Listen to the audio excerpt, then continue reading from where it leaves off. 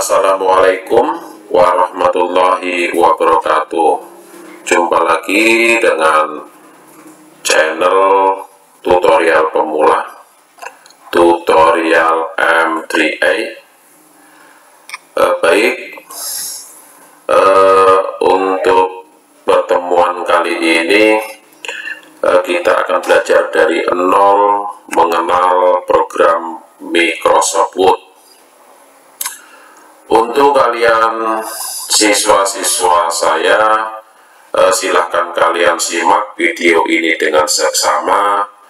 Siapkan catatan untuk mencatat, sebab video ini akan menjadi bahan evaluasi atau kuis nanti yang akan diberikan. Untuk penonton umum, silahkan kalian simak dan kalian praktekkan sesuai dengan kebutuhan kalian. Tapi sebelum lanjut, mari kita berbagi. Jangan lupa di subscribe, di like konten ini, kemudian di share, karena semua itu gratis. Dan berbagi ilmu itu adalah berkah. Baik, untuk pertama kali kalian perhatikan di layar desktop. Layar yang tampil pertama seperti ini disebut desktop. Adalah tampilan utama dari sistem Windows atau operating system Windows. Di sini ada banyak ikon. Ya, jadi tampilan seperti ini sesuai dengan aplikasi atau program yang kalian install. Tapi bukan itu yang saya maksud. Jadi yang saya maksud adalah kalian fokus dengan titik atau panah kecil yang bergerak. Maka kalian fokus pada panah kecil yang bergerak ini. Di situ saya akan menunjukkan langkah demi langkah bagaimana memahami program Microsoft Word. Oke, kita lanjut ke sebelah kiri bawah di sini ya. Nah, pada saat saya menunjuk belum mengklik. Nah, ini adalah pelajaran awal ya. Kita belajarnya pelan-pelan saja agar mudah dipahami. Saya ingatkan lagi untuk siswa-siswa saya, siapkan catatan dan catat yang perlu ya. Pada saat saya tunjuk seperti ini, belum saya klik ya, akan saya beritahukan dulu istilah klik. Klik itu adalah proses pada saat kita menekan tombol mouse sebelah kiri atau menekan mouse sebelah kiri. Itu yang disebut dengan klik. Jika kita menekan tombol mouse sebelah kiri 2 kali, itu namanya double klik. Nah, itu perlu dipahami. Kemudian jika di Windows kalian atau di tampilan PC personal komputer ya, personal komputer bisa kalian catat PC itu personal komputer, atau di laptop kalian tampilannya tidak seperti ini, itu tidak jadi masalah, sebab yang membedakan hanyalah sistem operatingnya atau sistem Windows-nya. Jika di tempat kalian ini adalah bulat, ada tulisannya cetak atau dia bulat, ikonnya, gambarnya, maka itu PC atau laptop kalian menggunakan operating system Windows 97. Dan jika seperti ini, maka operating Windows yang digunakan adalah operator Windows 2010. Nah, untuk tahap awal, kalian tak perlu memperhatikan gambar ini beda atau tidak. Yang jelas, untuk memulai sebuah program, itu semua ada di sebelah kiri seperti ini. Lanjut, untuk memulai program Microsoft Word, itu sebenarnya banyak langkah. Tapi untuk awal, saya akan menggunakan menu start. Jadi ini yang umum disebut menu start, ya, menu start. Ini jika kita klik seperti ini, maka keluar semua tampilan daripada program yang terinstall atau tertanam di dalam CPU atau laptop. Ini ya, ini saya klik dan saya klik lagi. Nanti bisa dicoba klik dan klik lagi. Pada saat diklik pertama dia akan tampil, dan diklik kedua dia akan hilang lagi. Oke, lanjut, kita akan membuka Microsoft Word. Pada saat diklik dia akan tampil seperti ini. Maka perhatikan tulisan-tulisan ini. Di sini ada Microsoft Office Word 2007 yang sudah tampil di awal, ya. Di awal, tidak di dalam folder. Terkadang ada, terkadang tidak. Jadi jika kalian sudah menginstal Microsoft Office namun tidak tampil di sini, maka tidak perlu khawatir, ya. Jadi kita akan mencari di foldernya. Dengan cara bagaimana? Dengan cara men-scroll atau menggerakkan apa itu namanya, roda tengah, ya, roda tengah pada mouse.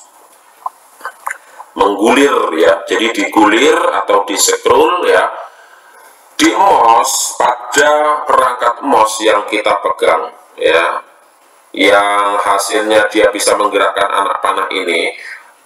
Biasanya di tengah itu ada penggulir atau roda untuk menggulir. Jika kalian gulir ke atas, ke bawah, seperti ini hasilnya, ya. Atau jika kalian mau menggunakan scroll, di sini ada scroll, bisa kalian lihat di sini. Nah, bagaimana cara menggunakan ini? Kalian cukup klik, terus ditahan, terus ditarik ditarik ke bawah dan ke atas. Seperti ini. Oke, ya. Supaya hasilnya bisa seragam, artinya bisa sama proses kita mengerjakannya, maka saya akan memulai Microsoft Word-nya menggunakan folder yang terinstall. Ya, bisa dilihat, ya, di sini. Kita cari Microsoft Office. Kita cari dulu, nih ya. Nah, seperti ini. Jadi ikon kuning itu adalah berkas atau wadah berkas, atau istilahnya disebut dengan folder. Nah, maka bisa kalian catat, ya, folder itu adalah tempat berkas. Bisa diistilahkan kalau sebuah rumah, folder itu adalah ruang. Folder itu adalah ruang. Di dalam ruang bisa ada ruang lagi, dan di dalam ruang itu bisa ada ruang lagi. Nah, seperti itu. Itu gambaran dari sebuah folder. Maka folder Microsoft Office itu di dalamnya masih ada isinya, seperti ruang. Tetapi tidak menutup kemungkinan di dalam ruang itu masih ada ruang lagi yang diisi lagi. Itu namanya folder. Jadi folder itu, saya ulangi lagi, itu adalah tempat berkas, tempat penyimpanan berkas atau file yang ada, yang terinstall.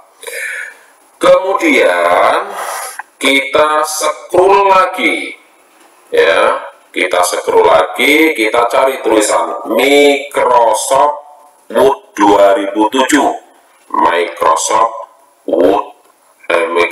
Office Word 2007. Jika sudah bertemu seperti ini, tinggal kalian klik. Nah, jadi pada saat kalian menyekrul ini tadi, itu tidak diklik. Yang digerakkan hanya guliran tengah, ya. Pada saat sudah ketemu, maka kalian klik.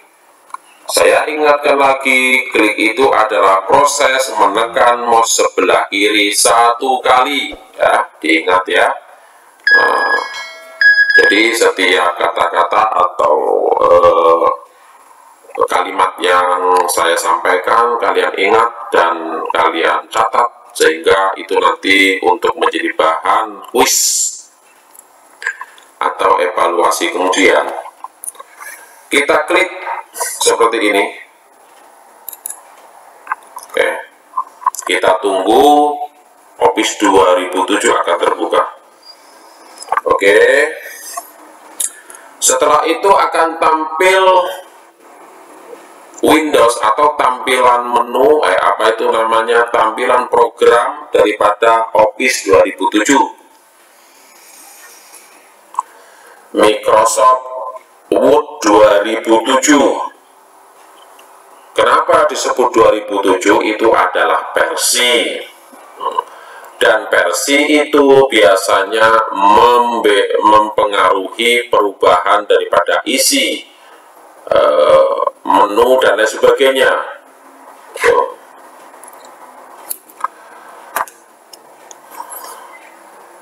Lanjut, kita akan mempelajari satu persatu antarmuka daripada program Microsoft Word ini. Nah, kalian fokus pada panah yang saya gerakkan ya. Kita awali dari paling atas. Paling atas, saya dari kiri tarik ke kanan, terus dari kanan terus ya. Dari kanan terus. Oke. Yang saya tunjukkan ini itu namanya title bar. Ya. Ini namanya title bar. Di title bar itu umumnya ada menu ini di sebelah kanan. Nah, menu ini ya. Sekarang kita akan pelajari apa sih fungsi daripada menu ini, ya, atau tombol-tombol ini. Tapi sebelumnya kita akan membaca ini, dokumen 1. Tulisan dokumen 1 ini menunjukkan bahwa kalian ada pada posisi dokumen 1.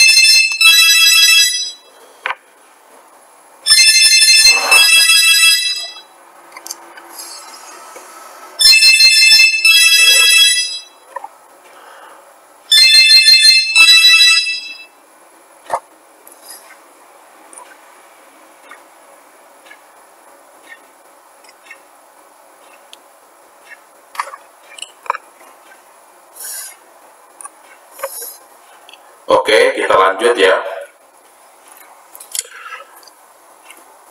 Ini tadi title bar. Tulisan dokumen di sini itu menunjukkan nama file. Jadi ini adalah nama file default, nama file buatan program.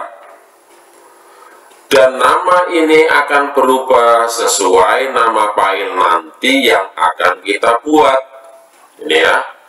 Jadi ini title atau judul menunjukkan berkas yang sedang kita gunakan.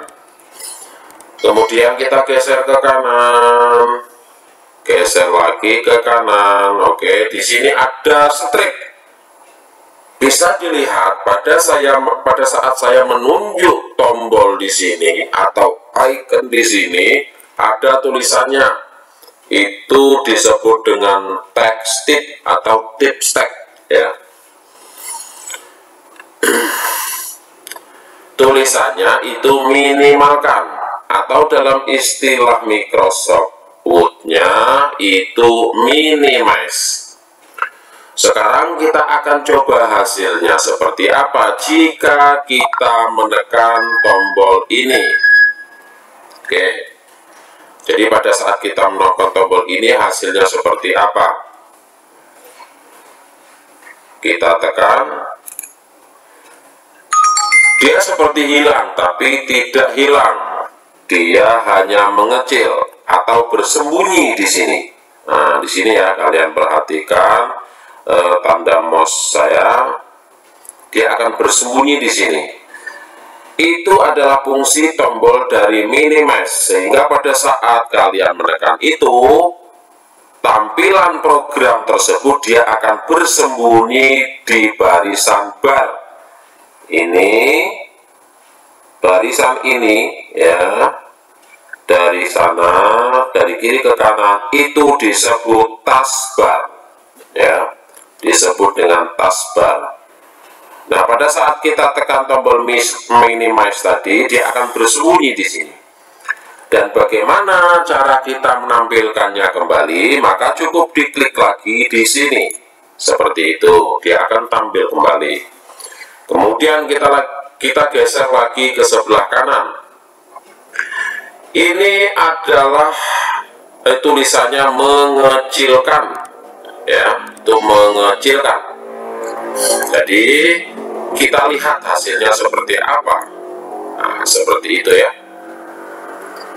Oke, jadi maksudnya maximize itu saat kalian tekan, kotak itu akan berubah ukuran, sehingga ukurannya bisa kalian atur sesuai kebutuhan, seperti ini, atau seperti ini, atau digeser seperti ini, gitu ya.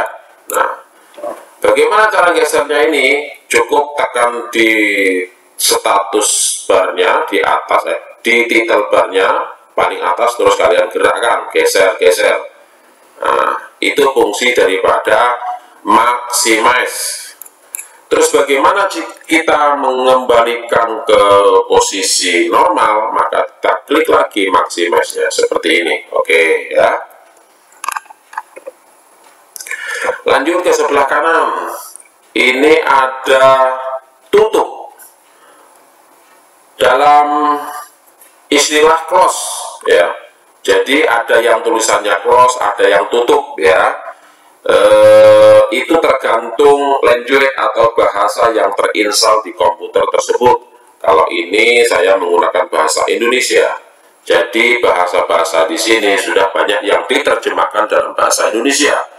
Mungkin pada laptop atau PC kalian bahasanya masih bahasa Inggris, sehingga tulisannya pun akan tetap bahasa Inggris, tapi tak jadi masalah. Cross atau pada setiap jendela Windows atau program, 3 menu ini kebanyakan dia ada, tapi terkadang pun tidak ada, tapi 99% dia ada. Maka kalian butuh mengetahui apa itu fungsinya. Untuk yang X atau close, ini fungsinya untuk menutup. Kita coba klik ya. Saya ingatkan lagi, kalian catat ya.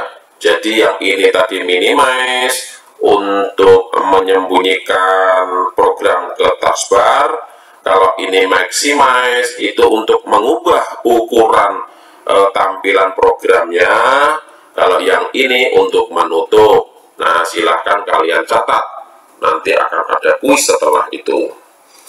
Sekarang kita coba tutup menggunakan close. Kita klik apa hasilnya?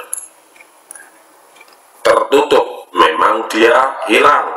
Nah, jadi tidak ada ya, kita lihat di taskbarnya nggak ada. Nah, Microsoft punya, karena memang fungsinya untuk menutup program atau close. Terus bagaimana? Pertanyaannya itu bagaimana caranya mengembalikan lagi program tersebut? Maka harus dimulai dari awal lagi. Kita kembali ke start. Ini menu start, ada tulisannya ya, itu start. Terus kemudian pilih Microsoft Word. Saya langsung saja ya masuk ke Microsoft Word di sini ya, nggak usah menggunakan folder lagi. Kita klik. maka dia akan terbuka lagi. Jadi kalian catat bagaimana caranya membuka program Microsoft Word. Pertama, klik Start, yang kedua pilih Microsoft Word, yang ketiga sudah terbuka. Nah, gitu. Oke ya. Kita sudah selesai mengerjakan atau mempelajari title bar di atas ya. Terus di sebelah kiri itu ada icon ya. Icon ini sebenarnya sudah ada pada menu di bawah ini ya, di dalam sini sudah ada ya. Tuh. Namun diberikan di sini supaya lebih mudah karena icon ini sering digunakan. Kembali saya tunjuk, di situ ada tulisnya set dalam kurung CTRL+S ya. Ikon ini gambarnya disket ya. Disket itu adalah alat penyimpanan pada tahun 2000-an. Itu kalau sekarang SSD ya. Disket dengan kapasitas yang kecil 1,44 MB ya. Kita lihat tulisannya di sini set dalam kurung CTRL+S ya. Itu maksudnya selain penggunaannya bisa kita klik, maka kita juga bisa menggunakan tombol CTRL+S yang ada di keyboard. Jadi bisa menggunakan tombol keyboard. Bagaimana cara menggunakannya? Tekan CTRL+S secara bersamaan. Nah, jadi nanti dilihat di tombol keyboardnya itu ada tulisan CTRL, terus ditekan dulu CTRL-nya. Kemudian jangan dilepas-lepas, baru ditekan S. Jadi maksudnya bersamaan itu bukan nekannya bersama-sama itu tidak, tetapi proses penekannya, hasil menekannya itu harus bersama-sama atau bareng ya. Saya ulangi lagi, tekan dulu CTRL ya, jangan dilepas, kemudian kalian tekan S. Nah, hasilnya akan dua tombol itu akan tertekan secara bersamaan. Oke, lanjut. Kita belajarnya pelan-pelan saja ya, agar kalian mudah memahaminya dan mudah untuk mencatatnya. Kemudian lanjut ke ikon yang sebelahnya. Ini ada tulisan undo ya, dalam kurung CTRL+Z. Undo ini difungsikan untuk mengembalikan proses kita tadi. Misal kamu membuat sebuah tulisan saya, terus kamu klik tulisan ikon undo ini ya, seperti ini. Mungkin saya contohkan, saya undo akan aktif jika kita klik, maka tulisannya akan hilang. Nah, seperti itu. Saya yang tadinya nggak aktif, dia akan aktif.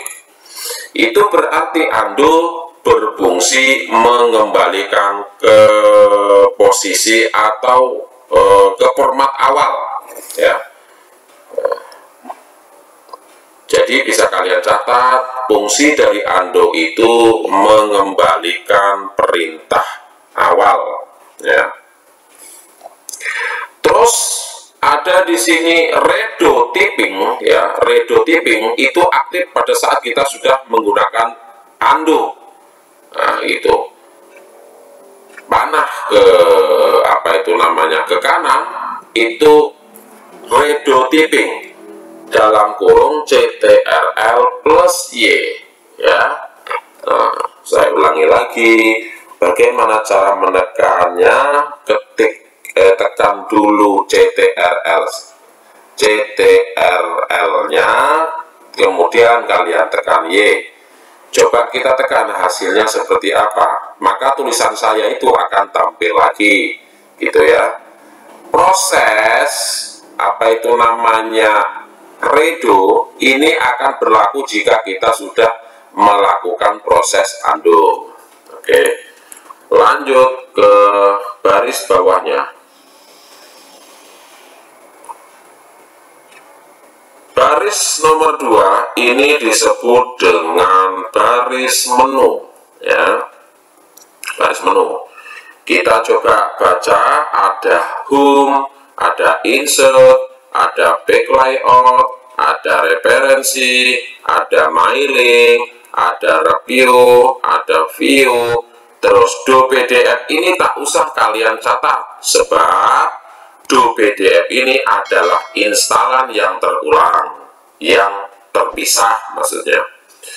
Ini adalah instalan yang terpisah. Jika kalian tidak menginstal ini, maka menunya hanya ini 1, 2, 3, 4, 5, 6, 7 ya.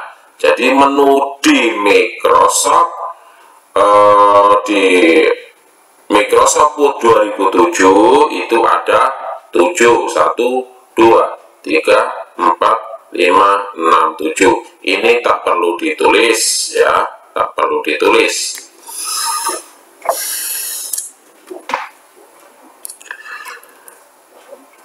Ini jika kalian tidak install secara terpisah, ini tidak bakal ada. Oke, lanjut ya. Pertama, home. Ini kita akan memahami ikon-ikon yang sering saja kita lakukan. Nanti untuk ikon yang lain itu kita akan belajar secara praktek ya. Itu. Jadi ikon yang sering sekali digunakan. Pertama, home. Ikon di Microsoft Office 2007 ini disebut dengan ribbon ya. Jadi prosesnya dia jatuh ke bawah seperti ini. Nah, gitu ya. Oke, yang pertama di baris ikon ini ya, ini ada tulisan Calibri body. Ini maksudnya apa? Jenis tulisan default atau set pertama dari Microsoft Office 2007 ini adalah Calibri ini. Ini jika saya tunjuk seperti ini, di bawah ada tulisannya font dalam kurung CTRL plus Shift plus F. Ini fungsinya untuk mengganti jenis atau model tulisan. Saya contohkan seperti ini. Jadi model tulisannya jika saya scroll seperti ini. Bagaimana cara penggunaannya? Nah, nanti kita akan praktekkan ya. Saya tutup. Terus ke kanan lagi, geser ke kanan. Di sini ada tulisannya 11. Ini adalah tab atau tab font atau disebut dengan font size atau ukuran tulisan. Dalam kurung CTRL plus Shift plus P. Jadi bagaimana cara menggunakannya? Bisa menggunakan mouse dengan cara diklik di sini ya. Nih, jadi tinggal pilih tulisannya dari mulai 8 sampai 72. Jadi mengubah besar kecilnya ukuran ya. Kemudian untuk menggunakan keyboard ya, untuk menggunakan keyboard kita menggunakan CTRL ditekan dulu. Kemudian Shift ditekan lagi, jadi dua-duanya sudah tertekan ya. Terus ditambah lagi P, jadi kita menekan tombol 3 tombol secara bersamaan. Nah, seperti itu. Maka dia akan mengubah ukurannya atau mengeluarkan menu ini. Dia mengeluarkan menu ini. Oke, nanti kita contohkan di praktek. Kemudian ada Grow font dalam kurung CTRL plus lebih dari. Ini fungsinya untuk mengubah ukurannya juga dengan menggunakan ikon. Jadi kita tidak mengetik di sini, coba kita klik, hasilnya di sini akan berubah. 11 ini akan berubah. Tuh 2, 3. Nah, jadi dia menjadi 16 ya. Itu fungsi daripada grow font. Persamaannya menggunakan keyboard CTRL plus lebih dari. Jangan lupa dicatat. Silahkan diulangi videonya jika kalian tertinggal. Atau jika merasa penjelasannya terlalu cepat atau bagaimana, silahkan kalian tulis di kolom komentar sehingga nanti bisa diperbaiki. Baik, kita geser lagi ke kanan. Di sebelah kanan ada A tapi kecil. Sekarang shrink ya, shrink font atau CTRL plus kurang dari. Ini akan mengecilkan atau berlawanan ya, atau antonim dengan grow tadi. Coba kita klik. Tuh 2, 3. Oke ya. Dia kembali lagi. Ukurannya menjadi 11. Kita lanjut geser ke kanan. Ada clear format. Ini fungsinya untuk membuang semua format yang sudah kita buat. Ya. Clear format fungsinya untuk membuang semua format yang sudah kita buat. Kita geser lagi ke kanan. Ada bullets ya. Ya, di situ tulisannya bullets ya, seperti itu bisa kalian catat. Ini fungsinya untuk apa? Ini peluru. Fungsinya membuat tanda di sebelah kiri tulisan. Misal checklist, misal bullet dan lain sebagainya ya. Seperti itu. Nanti kita akan pelajari semua, kita akan praktekkan supaya kalian lebih tahu, lebih paham. Kemudian geser lagi sebelah kanan ya.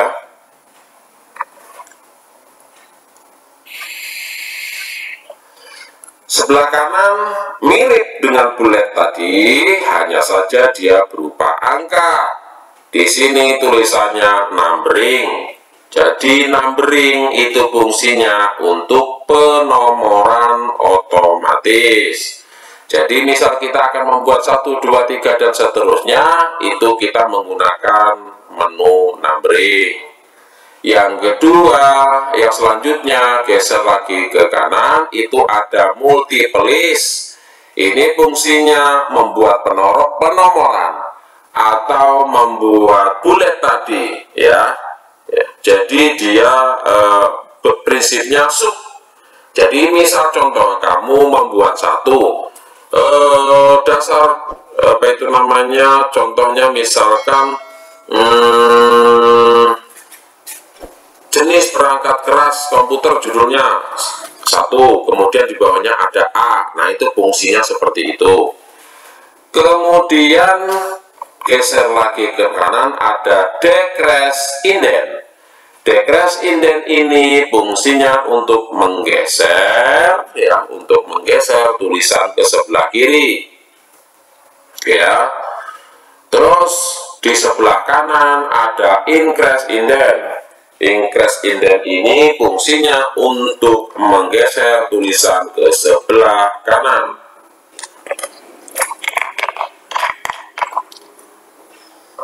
Ya, bisa kita contohkan ya. Misal saya mau sekolah, ini saya contohkan sedikit. Kita menggunakan increase indent ya, kemudian kita decrease indent. Nah, seperti itu ya. Nah, oke. Untuk bullet tadi seperti ini contohnya. Nah, ini ya. Untuk penomoran otomatis akan seperti ini hasilnya.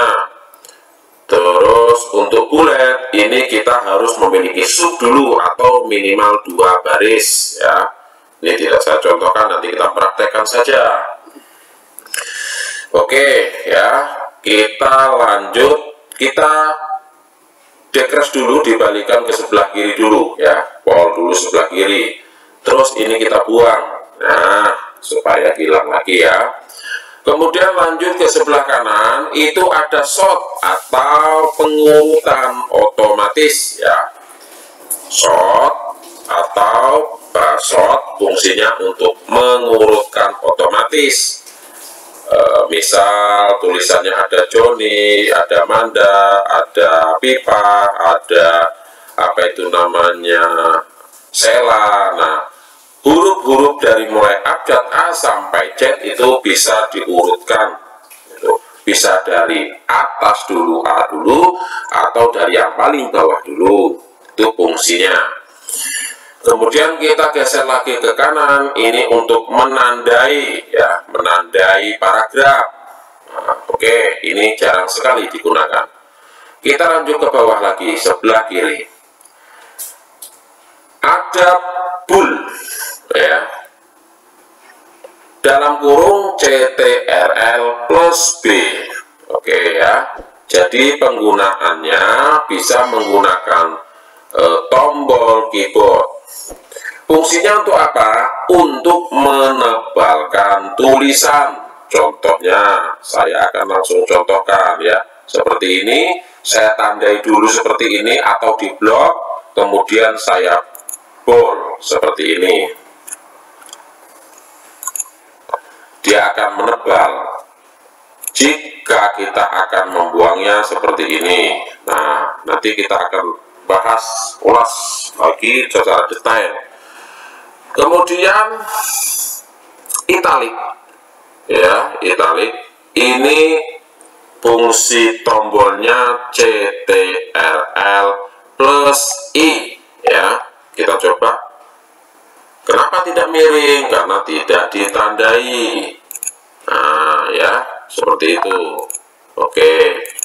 Terus underline atau garis bawah, fungsi keyboardnya CTRL plus U. Ya, kita bisa contohkan. Setelah ditandai, kita klik, maka dia ada garis bawahnya. Oke,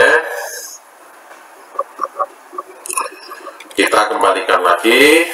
Kemudian ada APC atau stack stick caps ya, seperti itu. Kita coba hasilnya seperti apa. Dia menggaris atau menandai tulisan yang akan kita buat. Misal sebuah formulir itu kita buat laki-laki dan perempuan ya, kita garis khusus yang perempuan atau yang laki-laki. Oke, sekarang X2 di bawah atau subscript, persamaan keyboardnya itu CTRL plus sama dengan ya. Jadi contohnya seperti ini. Misal kita membuat 2H2O seperti ini ya. Kita blok, kemudian kita menggunakan ini. Duanya akan di bawah. Oke ya.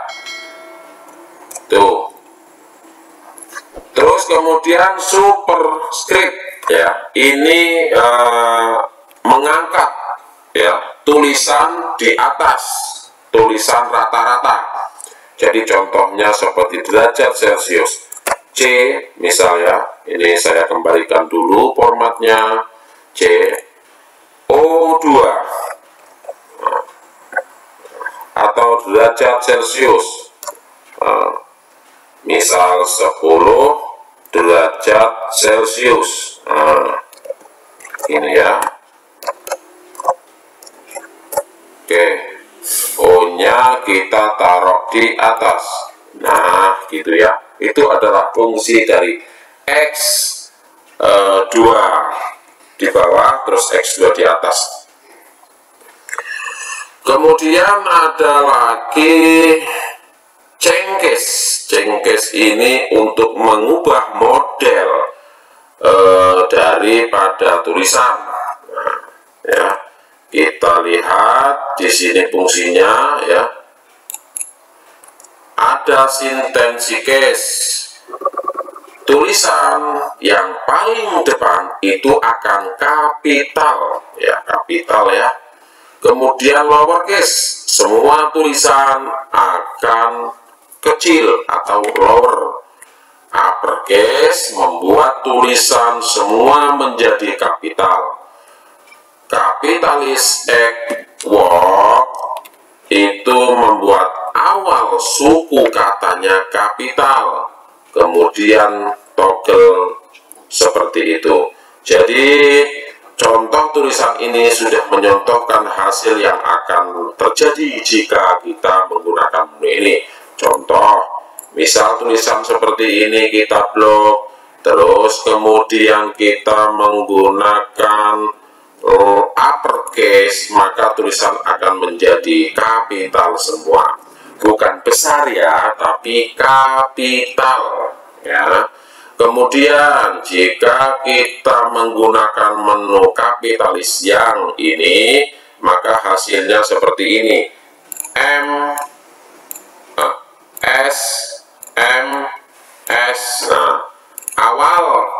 huruf awal suku kata itu akan menjadi kapital. Tuh ya. Kemudian jika kita menggunakan lower, maka tulisannya akan kecil semua. Nah, itu fungsi-fungsinya. Oke. Lanjut geser lagi ke sebelah kanan. Ini adalah text highlight color. Ini akan membuat sebuah warna di belakang teks ya. Kemudian kita lanjut ke sebelah kanan lagi. Tuh ya. Kita akan lanjut sebelah kanan lagi. Ini ada font color, warna tulisan. Misal cara penggunaannya kalian blok seperti ini, terus kalian klik ini ya. Terus kalian pilih warna sesuai dengan kebutuhan atau keinginan kalian. Nah, gitu ya. Oke.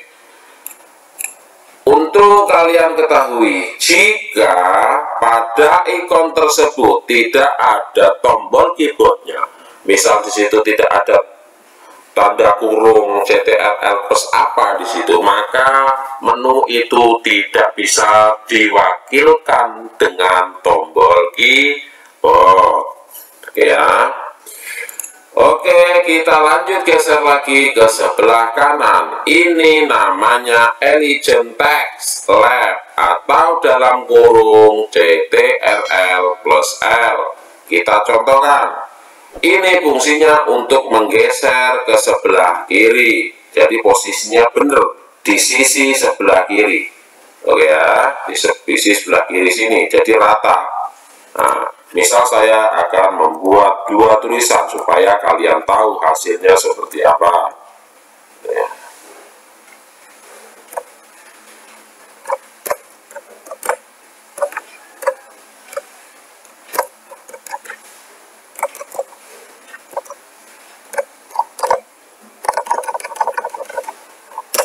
Nah, seperti ini. Maka tulisannya rata akan seperti ini. Nah, gitu ya. Nah, tuh saya tambahin satu panjang satu pendek. Oke, fungsinya untuk meratakan sebelah kiri. Jadi perlu kalian catat bahwa Elegant Text Lab itu fungsinya untuk meratakan tulisan ke sebelah kiri atau posisi rata sebelah kiri.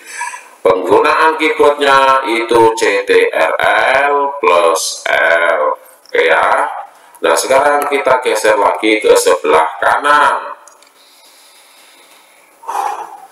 Center atau CTRL plus E. Baik. Bagaimana hasilnya atau ini digunakan untuk apa? Ini digunakan untuk menengahkan teks. Jadi teksnya akan posisi di tengah-tengah sisi. Pas ya. Kita blok seperti ini, terus kita klik ini, maka posisinya akan seperti ini. Di mana tulisannya pendek, dia akan posisi center di tengah, menyesuaikan panjangnya tulisan yang lain. Antara sisi kanan atau sisi kiri dia akan sesuai. Itu fungsi daripada center. Kemudian kita akan lanjut ke sebelah kanannya, seperti ini ya. Nah,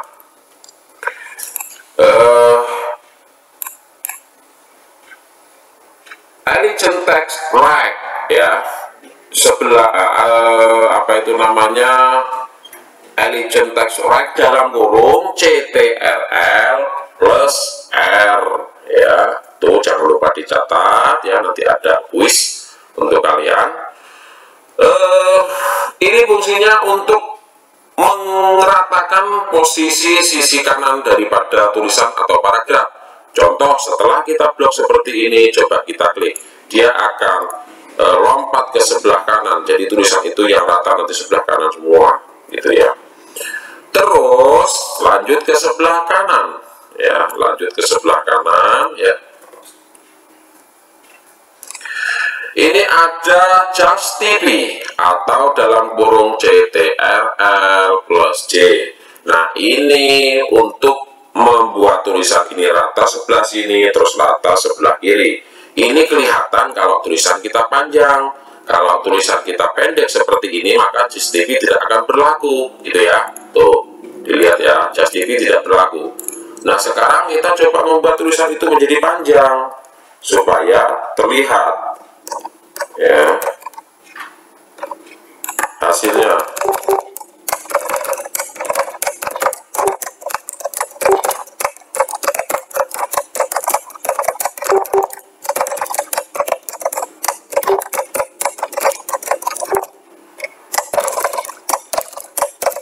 Nah, kita sudah punya beberapa baris satu paragraf ini ya.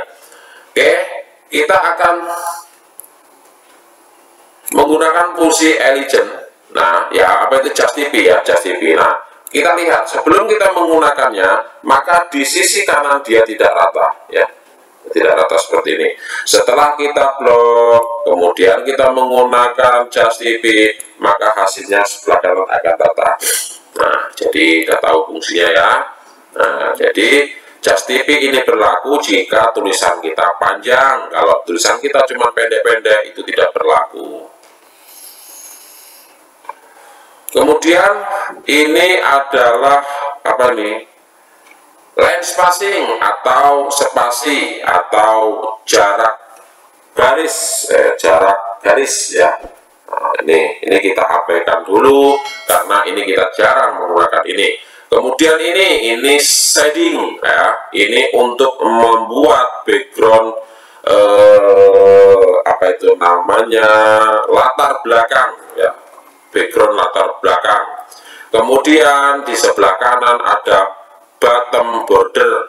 Ini nanti kita akan apa itu namanya, coba dipraktek. Jadi ini membuat sebuah border. Oke ya, contohnya saya akan membuat contoh seperti ini ya. Misal di sini ada border. Nah, gitu ya. Seperti itu. Nanti akan kita pelajari selanjutnya ya. Oke, untuk baris-baris tampilan di atas sudah kita pelajari, tinggal kalian pahami ya, artinya kalian catat, kalian ingat-ingat ya.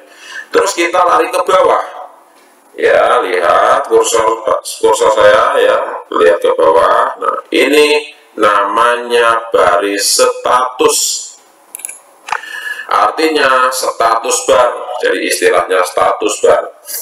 Ini maksudnya saya akan jelaskan satu persatu. Ada page atau lembar, page 1 ya, op 1, jadi page 1 op 1. Ini maksudnya kursor yang berkedip ini ya, yang berkedip ini. Oke, ini yang berkedip ini, dia di posisi lembar pertama, terus banyaknya lembar hanya 1, gitu ya. Saya ulangi lagi, 1 op 1 ini maksudnya kursor atau lembar kerja yang aktif atau yang sedang kita kerjakan ya, ini pada lembar pertama, terus banyaknya lembar hanya 1, gitu ya. Terus jika lembar kita ada 5, maka di sini tulisannya 1 op 5 ya, 1 op 5. Itu artinya kursor kita aktif pada lembar ke-1 dan banyaknya lembar ada 5. Nah, gitu. Kemudian jika lembar kita 5, terus kursor kita ada di posisi lembar 2, maka tulisannya ini 2/5. Itu artinya kursor kita aktif pada lembar kedua, kemudian banyaknya lembar ada 5. Jika lembar kamu 100, di sini tulisannya 100 gitu. Jadi bisa ya dipahami ya. Oke, terus would ini kata, ini maksudnya posisi kursor kamu ini pada kata ke-30 ya. Jadi pada posisi ini ada pada kata ke-30. Kita enter. Nah, seperti itu ya. Nah, tuh. Jadi posisi kata kita ada di posisi ke-30 dari posisi atas. Nah. Oke. Kemudian ini ada Indonesia, ada lanjut, di mana saya menggunakan bahasa Indonesia. Kemudian kita geser lagi ke kanan ya. Kita geser ke kanan. Ini jarang sekali digunakan ya. Layout dan lain sebagainya nanti kita pelajari pada saat praktek. Kemudian ini yang penting, ini ada zoom. Ini untuk mengubah tampilan daripada lembar kerja kita.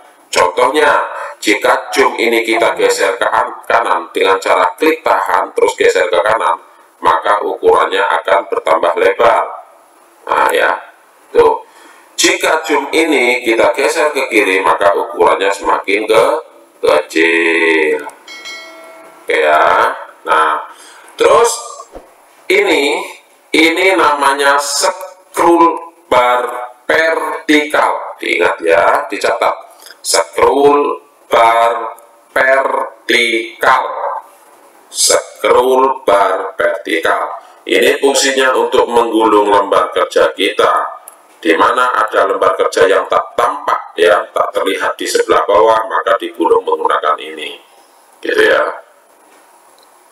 Terus seharusnya di sini ada scroll bar horizontal. Kenapa tidak ada? Sebab lembar kerja kita masih tampil semua. Jika lembar kerja kita sudah melampaui batas maksimal apa yang kita lihat, maka scroll akan nampak. Kita contohkan. Kita akan besarkan ukurannya seperti ini. Nah, ini menandakan bahwa lembar kita sudah melampaui batas. Maksudnya ada beberapa karakter atau tulisan yang sudah tak terlihat, atau intinya lembar kerja sudah melampaui batas, maka scrollnya akan nampak. Nah, gitu ya. Tuh. Otomatis dia akan tampil. Dan jika kita kecilkan, maka scroll horizontal pun akan hilang. Oke. Untuk materi pengenalan Microsoft Word saya rasa sudah cukup ya. Kalian pahami, kalian catat ya. Video ini akan dibuat menjadi video menjadi bahan evaluasi atau kuis nantinya, sehingga kalian perlu untuk mencatatnya ya. Untuk mencatatnya, jangan lupa ya, kalian bantu subscribe, terus like konten ini, kemudian share, karena semua itu gratis, tis ya. Jadi jangan kikir ilmu, karena berbagi ilmu adalah berkah dan barokah. Saya cukupkan di sini dulu untuk materi pertama kita. Assalamualaikum warahmatullahi wabarakatuh.